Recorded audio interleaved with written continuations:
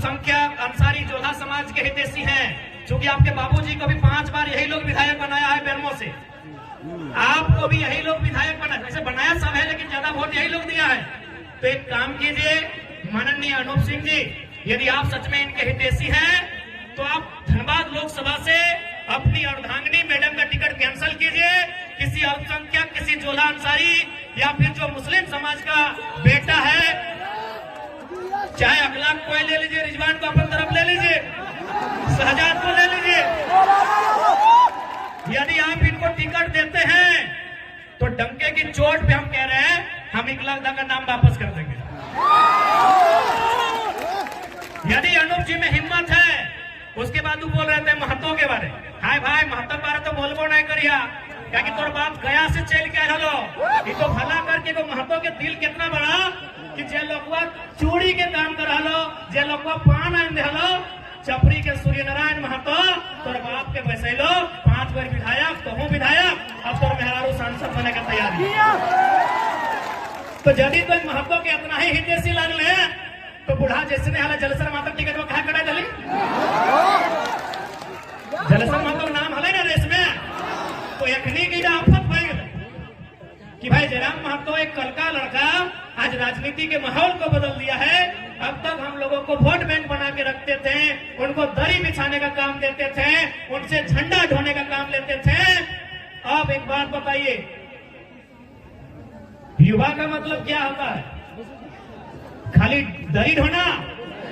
युवा का मतलब क्या होता है? झंडा ढोना? जी नहीं। अब युवा केवल नायक नहीं बनेगा, अब समय आ गया है युवा सांसद और विधायक बनेगा। अब देख ले, आज धोनी का स्पष्ट कह रहे हो। अच्छा एक बात बताओ, अगर कोई घूस लेके डॉक्टर बनता है, यदि कोई घूस लेके डॉक्टर बनेगा तो क्या आप उनको पसंद करेंगे? हाँ या ना? यदि कोई घूस लेके दरोगा बनेगा आप उसको पसंद करेंगे? यदि कोई घूस लेके इंजीनियर या टीचर बनेगा आप पसंद करेंगे? यानी हमारे झारखंड के लोग कितने समझदार हैं कि यदि कोई घूस लेके इंजीनियर, डॉक्टर, टीचर, दरोगा बनता है तो स्वीकार नहीं करते हैं, पसंद नहीं करते हैं, इतने समझदार हैं। तो भाई आपकी समझदारी तब कहां चली जाती है जब आप घूस देके लीडर स्वीकार करते हैं। अच्छा एक सवाल, चूंकि आज पूरे राज्य की मीडिया यहाँ है, सम्मानित मीडिया यहाँ है, एक सवाल हम पूछना चाहेंगे। आज 44 डिग्री का टेम्परेचर रहा, 45 डिग्री का टेम्परेचर रहा, क्या कोई शख्स ऐसा भी है जो ये कहेगा कि किसी ने उन्हें पैसा देकर इस रैली में बुलाया है? कोई है क्या जो पैसा लेकर इस रैली में आए हैं? इसलिए आज युवा पीढ़ी को इस बात का रास्ता बनाना होगा कि आज राजनीति करने वाले लोग होने कैसे चाहिए। आज मैं साफ साफ कहना चाहूंगा, मीडिया बंधु सामने हैं, मैं आपको साफ साफ कहना चाहूंगा, मीडिया सवाल करती है कि यदि बाकी लोग जीतेंगे तो विशेष क्या होगा, और अगर टाइगर जयराम महतो जीतता है तो विशेष क्या होगा। ऐसे देखिए, कोई भी जीत के आएगा काम करेगा, काम करेगा, थोड़ा कम करेगा, लेकिन काम हर कोई करेगा। हमने कभी नहीं कहा कि संसद विधायक जो रहे काम नहीं किया, लेकिन उन्होंने जनता से ज्यादा अपना काम किया। पता कर लीजिए। अब सवाल है कि वो जीत के आएंगे तो क्या करेंगे। आज मैं पूरे होश हवास में आपको बताऊंगा, अगर बाकी लोग चुनाव जीत के आते हैं तो सबसे पहले किसी सड़क के किनारे 5 एकड़ 10 एकड़ जमीन खरीदेंगे। चंदन केरी में खरीदा गया है, पता कर लीजिए। यदि वे लोग जीत के आएंगे तो सबसे पहले रोड के किनारे 5 एकड़ 10 एकड़ जमीन खरीदेंगे।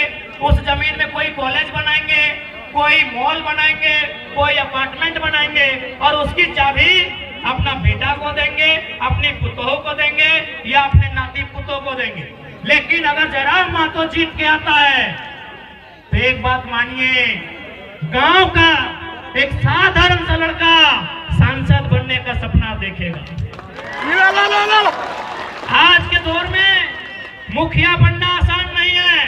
अगर जयराम महतो जीत के आता है तो गांव का, गलियों का, खेतों की पगडंडियों का एक साधारण सा लड़का सांसद बनने का सपना देखेगा और उस सपने को साकार करने के लिए संघर्ष भी करेगा। अभी आपको तय करना है। और सबसे खास बात हम कहना चाहेंगे, क्योंकि हमने पहले ही कहा है कि नेता बदलने से देश नहीं बदलेगा, पार्टी बदलने से देश नहीं बदलेगा, विचार बदलने से देश बदलेगा।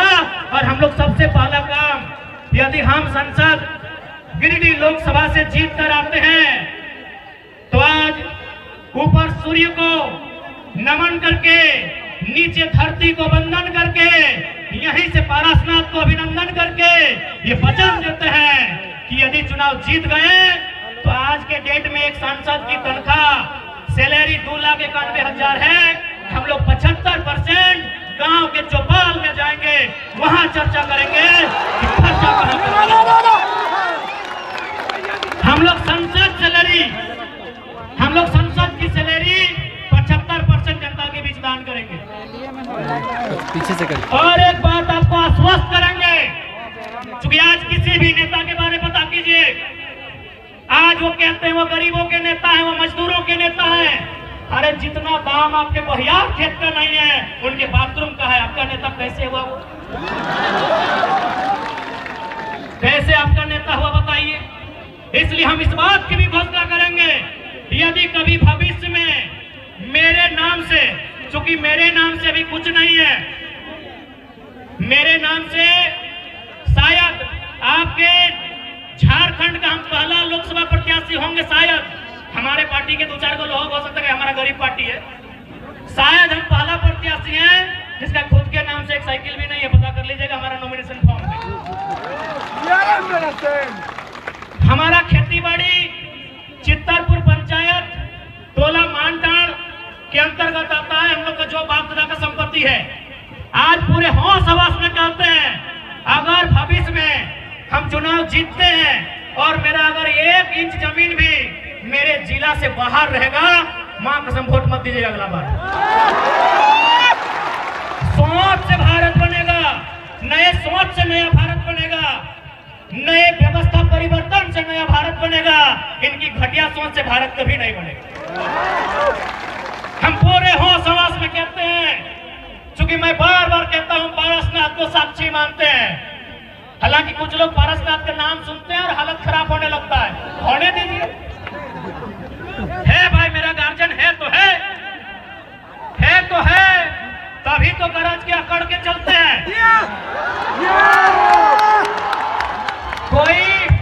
कोई हमारा बाल उखाड़ने का कोशिश कीजिए ना, अगर पारसनाथ पहाड़ उसका खाल नहीं उखाड़ लिया तो बेकार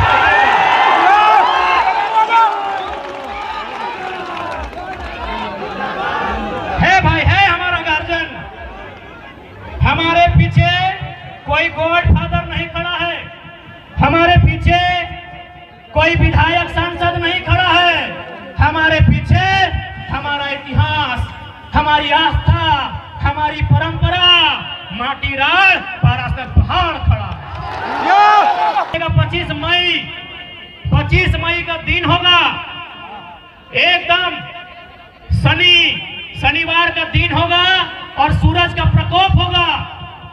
आप गर्म से झुलसते हुए, आपके बदन में आग का गोला बरसेगा, आपके सर से, आपके बदन से पसीना टपकेगा। आप 2 घंटा कतार में खड़ा होंगे, आप 2 घंटा कतार में खड़ा होकर वोट करेंगे। एक बात बताइए, इतनी आग जैसा गर्मी को अपने शरीर में झेलकर अपने बच्चों के लिए वोट करेंगे या सांसद प्रत्याशी जो हैं उनके बच्चों के भविष्य के लिए वोट करेंगे? आज बहुत सारे लोग हमें कहते हैं कि आप नेताओं के पीछे हाथ धो के क्यों पड़े हैं।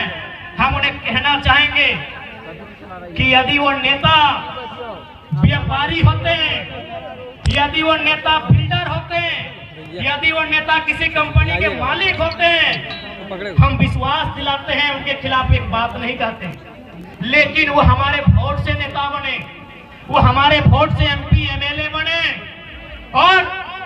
यदि काम वो अपने बच्चों के लिए करेंगे तो भैया हमें तकलीफ होगी, क्योंकि हमने वोट अपने बच्चों के लिए दिया था। हम उनकी आलोचना नहीं करते, उसके बाद भी हम उनकी शिकायत नहीं करते। यदि नेताजी का बेटा जयचंद्र प्रकाश चौधरी जी रहे, मथुरा प्रसाद महतो जी रहे, अनूप सिंह अनुपमा सिंह जी रहे, भोलू महतो जी रहे, हेमंत सोरेन जी रहे, या सुदेश महतो जी रहे, या बाबूलाल मरांडी जी रहे, या अर्जुन मुंडा जी रहे, यदि उनका बच्चा भी हमारे घर के भाइयों की तरह, हमारे घर के बच्चों की तरह टावर लाइन में चढ़ के काम करता ना, मां कसम शिकायत नहीं करते। यदि उनका बच्चा हैदराबाद खटने जाता ना, शिकायत नहीं करते। यदि उनका बच्चा सूरत में कपड़ा की फैक्ट्री में काम करता ना, हम शिकायत नहीं करते। लेकिन आप पता कर लीजिए, नाम लेने की आवश्यकता नहीं है, उनके बच्चों में क्या योग्यता है, नहीं है। कोई किसी कॉलेज का डायरेक्टर है, किसी का बेटा दिल्ली में बैठकर कंपनी चलाता है, और आपके बेटे शाम को ड्रीम एलिमेंट में 49 रुपया लगाते हैं। नया भारत का दृश्य कैसा होगा ये शायद हम और आप नहीं कह सकते, लेकिन नया झारखंड कैसा होगा ये दृश्य हम और आप देख रहे हैं। आज 45 डिग्री के तापमान में जो भीड़ इकट्ठा हुई है, ये बदलाव का संकेत दे रही है कि अगर हम लोग जीतेंगे तो क्या हो सकता है, क्या कर सकते हैं। आप 25 मई को जिस दिन वोट देने के लिए जाएंगे, 25 मई को जिस दिन अपने घर से आप वोट देने के लिए जाएंगे, एक काम कीजिएगा, आप अपने घर से अपने मतदान केंद्र की दूरी को नाप लीजिएगा।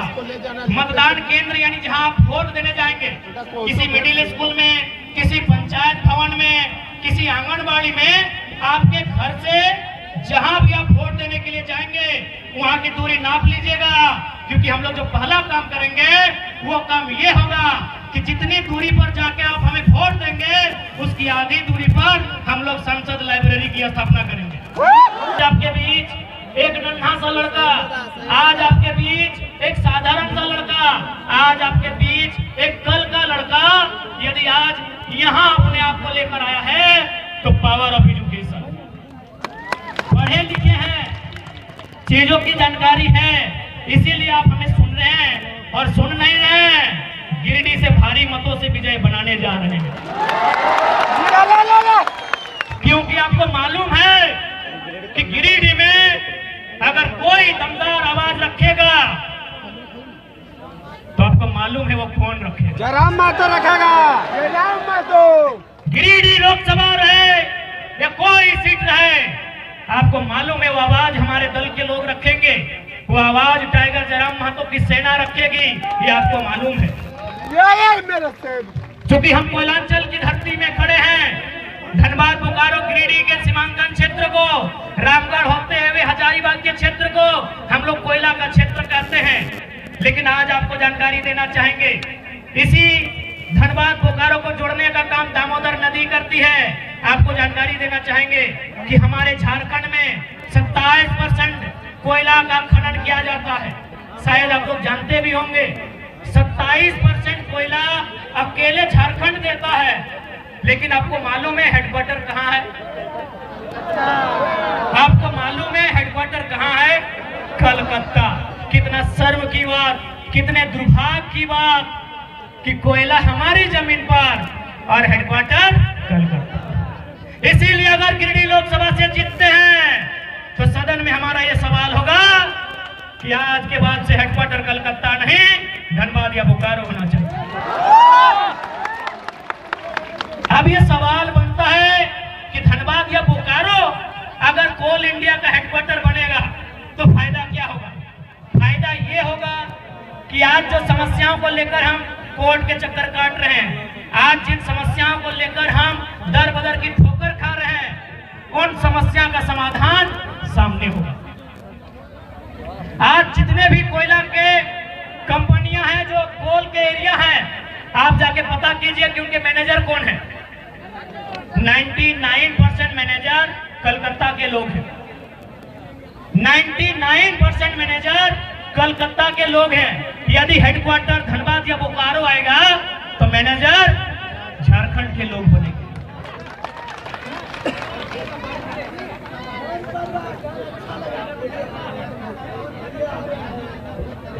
ठीक है, समय अभी कितना है? समय है ना 5 बजे। एसपी साहब निश्चिंत रहिए, आपकी नौकरी को खतरे में नहीं लाएंगे। हमें मालूम है कि यहाँ तक आने के लिए आपके माता पिता ने बहुत संघर्ष किया है। हमें मालूम है आपके साथ तमाम पुलिस पदाधिकारी, पुलिस के जवान आज जो यहाँ पर बहुत संघर्ष किए हैं। यकीन मानिए, जयराम महतो का मतलब ही होता है सामाजिक न्याय। तो आपके साथ अन्याय कैसे करेंगे भला? आपको अरेस्ट ही करना है ना, कर लीजिएगा। एकदम हजारों की भीड़ में देंगे, भागने वाला थोड़ी है, कर लीजिएगा। लेकिन 5 बजे का समय है, उसको कहने दीजिए जनता को। आग्रह है आपसे। हमने किसी का खेत जोत लिया था? क्या हमने किसी के घर की बहू बेटियों का अपमान किया था? क्या हम पे चोरी हत्या का मुकदमा है? क्या हम पे कोई अन्य कुकर्म का मुकदमा है? भाई हमने कौन सा अपराध किया था? हम तो छात्रों की आवाज बनने रांची गए थे। छात्रों का मांग था कि नियोजन नीति बननी चाहिए। क्या झारखंड के लिए कानून बनाने की मांग करना अपराध है? क्या गुनाह है? क्या हम लोग अपराधी हैं? क्या गुनाह है हमारा भाई कि झारखंड पे बात करना, खतियान पे बात करना, पलायन पे बात करना? क्या हमारा यही गुनाह है? तो देखिए झारखंड वासियों, हमें डिटेन का भी तकलीफ नहीं है, हमें मौत का भी तकलीफ नहीं है। बड़ा दुख की बात है। खैर एसपी साहब बड़े भाई के समान हैं, उनकी सम्मान में हम आज आने नहीं देंगे।